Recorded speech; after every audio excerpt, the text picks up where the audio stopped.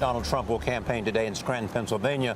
That is the hometown of Vice President Joe Biden. The Republican nominee spoke yesterday to the Veterans of Foreign Wars Convention in Charlotte, North Carolina. Trump accused Hillary Clinton of downplaying VA health care problems. His campaign chairman, Paul Manafort, is with us from New York. Good morning. Good morning. Paul, let's go back to this question of Russia and hacking. Two questions. One, did Russia do the hacking? Secondly, did they do it to influence the American political elections? Yesterday, the president said whether Moscow was trying to influence the presidential election, he said anything is possible. Can you tell us what you know about the relationship and what the campaign knows and what Donald Trump believes?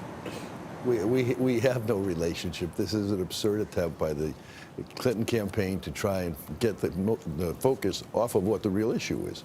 The real issue isn't even the Democratic National Committee server being hacked. The real issue is her server that was sitting in a closet in her home in New York that was unsecured.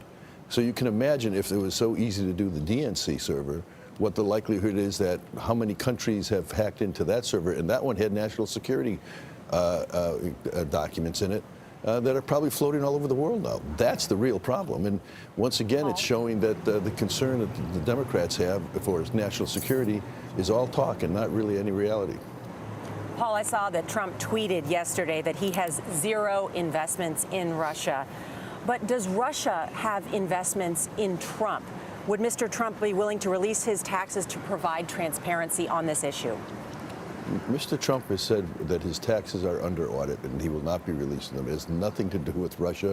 It has nothing to do with any country other than the United States and his normal tax auditing processes. So that issue will be dealt with when the audits are done.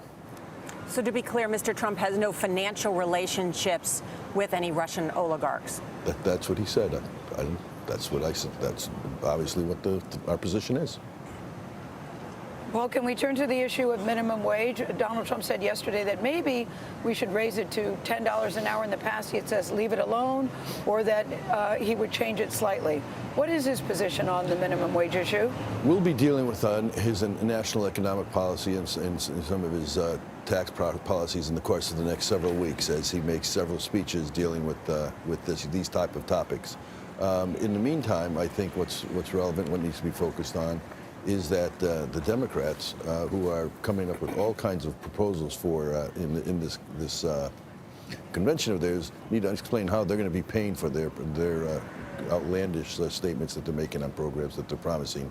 But I also found it instructive. That Terry McAuliffe yesterday once again put the credibility of Hillary Clinton in play, and once again has told Bernie Sanders voters that no matter what we say to you, Bernie Sanders, at the convention, we're still going to do it our way. We're still going to be for TPP. But Paul, just to follow up on what Gail said, Mr. Trump said yesterday to Bill O'Reilly on Fox that he believes that he should raise it somewhat, the federal minimum wage. So to be clear, Donald Trump believes in raising the federal minimum wage. It should $7.25 an hour, correct? Donald said what he did, and that will be explained in the context of an overall economic package that we're doing over the course of the next 2 weeks. Donald Trump tweeted yesterday that it remains to be seen how he will respond to what's going on at the convention.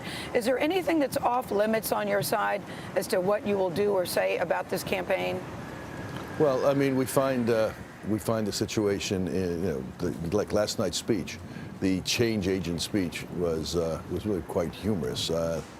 Hillary Clinton is many things, but one of the things she is not is a change agent. She has been part of the establishment, and clearly expecting somebody who's created the mess to come in and try and fix it as the change agent is ludicrous. Paul Manafort, thank you for joining us.